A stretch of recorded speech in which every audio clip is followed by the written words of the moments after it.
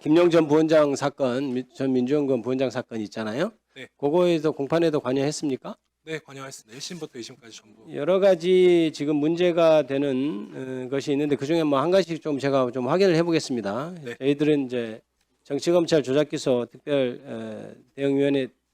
특별위원회에서 이 사건도 조작기소된 사건이라고 규정을 하고 여러 가지에 대해서 확인을 하고 있는 중입니다. 여러 가지가 있지만 그 중에서도 이제 이 사건은 기본적으로 뭐 여러 가지 공수사실 중에 뭐 하나를 간단히 얘기하자면 정치자금법 위반 사건의 같은 경우에 물론 뇌물이왕 2013년 사건도 유동규가 결국은 돈을 존니 많이 하는 그런 사건인데 저는 이 사건의 실체는 유동규가 김영 전 부원장이나 정진상 전 실장에 대해서 돈을 줬다고 진술하고 있지만 그 진술은 허위이고 어떻게 보면 검찰이 짠 시나리오에 따라 거기에 맞춰서 진술한 것에 불과하다라고 생각하고 역사적으로는 없는 사실이다. 저는 그렇게 확신하고 있는 사건입니다. 그런데 그렇게 보면 유동규가 과연 줬다고 하는 진술을 믿을 수 있겠느냐. 이게 가장 관건이 되겠죠. 네, 맞습니다. 그 사건 수사 기록 보셨습니까? 네, 전부 보았습니다. 그 수사 기록을 보시면 돈이 복잡하게 만들어지죠. 남욱으로부터 뭐 정민용이라는 사람도 등장하고 이렇게 해서 유동규에까지 돈이 가고 여기서 이제 유동규가 내가 김용 전 부원장한테 줬다 이 진술이 이제 있는 사건인데 실제 수사 기록은 대부분은 남욱이라는 사람부터 유동규까지 돈이 흘러간 거 그 부분에 다 할애돼 있죠. 그걸 네, 맞습니다. 분량이 좀 어떻게 돼 있던가요? 총 정치자금법 위반 사건 10여 건이 있고 추가 증거 기록까지 합치면 근 20건 정도 되는 기록 중에 대부분은 진술 증거를 제외하면 돈이 어떻게 마련되어 남욱을 통해 유동규로 흘러간 내용 그리고 그 외에 그 김용 전 부원장이 당시 시의원으로서 한 입법에 관련된 내용 이런 내용들로 구성되어 있습니다. 그렇죠. 그러니까 결국 중요한 것은 뭐 돈을 만들어줬다고 하는 사람들끼리 돈이 어떻게 만들어졌는지 뭐 그거는 사실 알 바 아니죠. 유동규가 과연 김용 전 부원장에게 돈을 줬느냐 이 부분이 가장 중요한 핵심이 되겠죠. 맞습니까? 네, 맞습니다. 그러면 다른 객관적인 물증은 없는 상태에서 유동규라는 사람이 김용 전 부원장한테 돈을 줬다라고 하면 그 사람의 신빙성이 가장 중요한 관건이 되겠죠. 네, 그렇습니다. 그 신빙성을 따지는 수사 과정 중에 어떤 게 있냐면 이런 게 있습니다.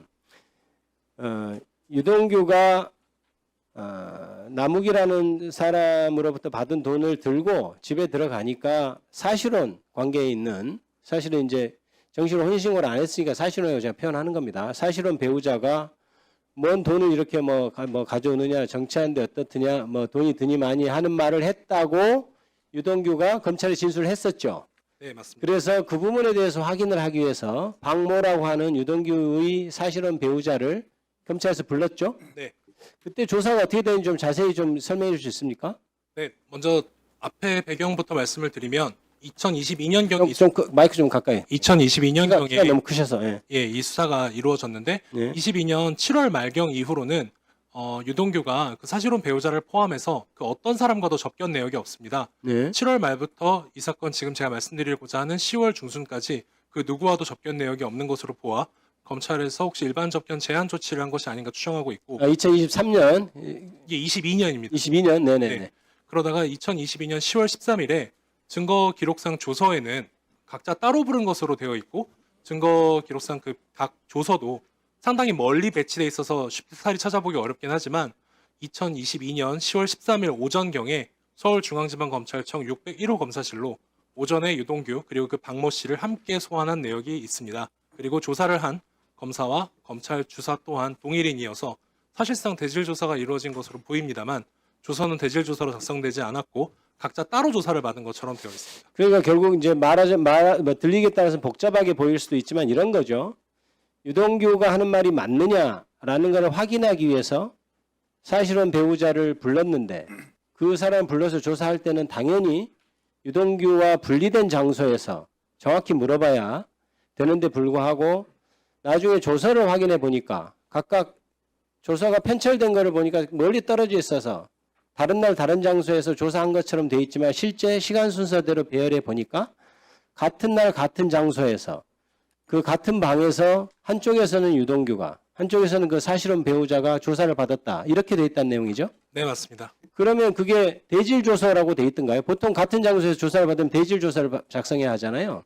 대질 주소로 되어 있지 않고 각 조서에도 상대방이 같은 장소에 있었다는 사실은 드러나 있지 않습니다. 그게 그러면 말이 되나요? 지금 유동규 자체의 진술의 신빙성을 따지기 위해서 사실은 배우자를 조사하는데 같은 장소에서 옆에서 들리게 아니면은 그 조서에는 지금 실제로 동영상이 아니기 때문에 어떻게 지금 뭐 코치를 했을 수도 있고 한데 그것은 우리가 알 수는 없는 것이고 그런 상황 그게 적절한 조사입니까?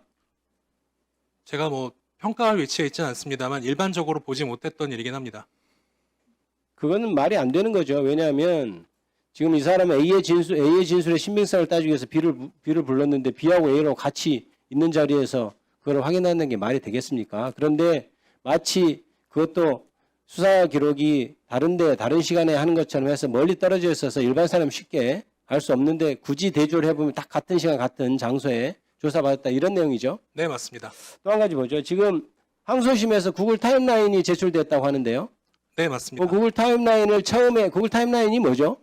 구글 타임라인은 구글에서 제공하는 사용자의 위치 기반 서비스를 통해서 방문한 장소와 경로 등을 그 이용자가 확인할 수 있도록 제공하는 서비스이고 보통 통상의 경우에는 사실 이용하고자 하는 본인 의지 없이도 대부분의 분들은 그냥 수집되고 있는 자료입니다. 우리가 핸드폰을 이렇게 구매해서 사서 갖고 다니면 그 구글 타임라인에 거의 자동적으로 내 동선이 나타나는 그런 경우죠.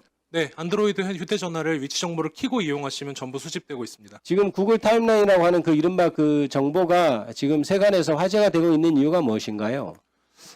이 사건 관련해서 아까도 의원님 말씀하셨다시피 그 2021년 5월 3일자 정치자금 수수에 관해서 돈이 어떻게 만들어졌는지가 수사의 대부분을 차지합니다.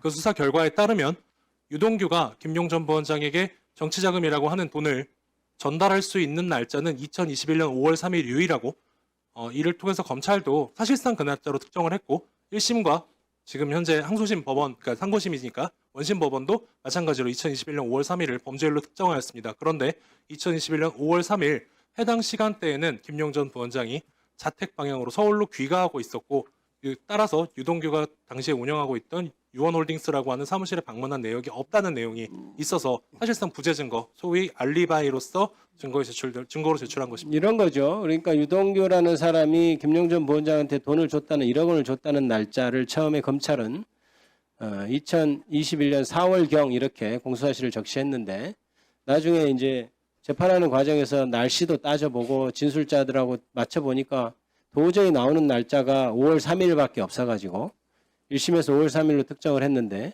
결국 나중에 구글 타임라인이라는 것을 보니 5월 3일에는 김용 전 부원장이 유동규가 돈을 줬다고 하는 장소에 전혀 나타나지 않았다. 이 점이 드러난 것이죠. 네, 맞습니다.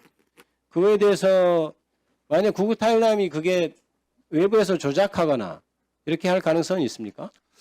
제가 2023년 6월 4일에 김용전 부원장 자택에 직접 방문하여 처음 구글 타임라인을 열어보자라고 말씀드린 다음 그 자리에서 그 구글 계정으로 로그인해서 확인한 자료이기 때문에 조작을 하는 것은 불가능했습니다. 제가 조작한다고 하더라도 그 조작 내역은 방문 장소 등 서비스를 제공되는 내역이지 사실 그 구글이 위치 정보 등 이용 내역을 알려주는 서비스 자체가 중요한 것이 아니라 그 위치를 어떻게 수집했는지가 중요한 것인데 그 부분은 위조가 특히 변조가 불가능하다고 항소심 재판 과정에서 세 차례 감정을 통해서 확정하였습니다. 이미 김용 전 부원장이 구속돼서 재판을 받고 1심에서 보석으로 풀려난 이후에야 비로소 구글 타임라인을 지금 신 변호사님이 처음 접속해서 봤다는 얘기인가요? 예, 구속 중이었기 때문에 그전에는 접속하는 게 불가능했고 혹시 증거 오염 우려가 있어서 그런 생각을 갖고 있었지만 접속을 하지는 못했다. 구속돼 있었을 때는 뭐 아이디나 비밀번호를 모르기 때문에 네, 맞습니다. 접속을 할 수 없었고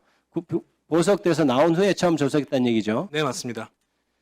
예, 이 정도로 하고 다음 보충 질의하겠습니다.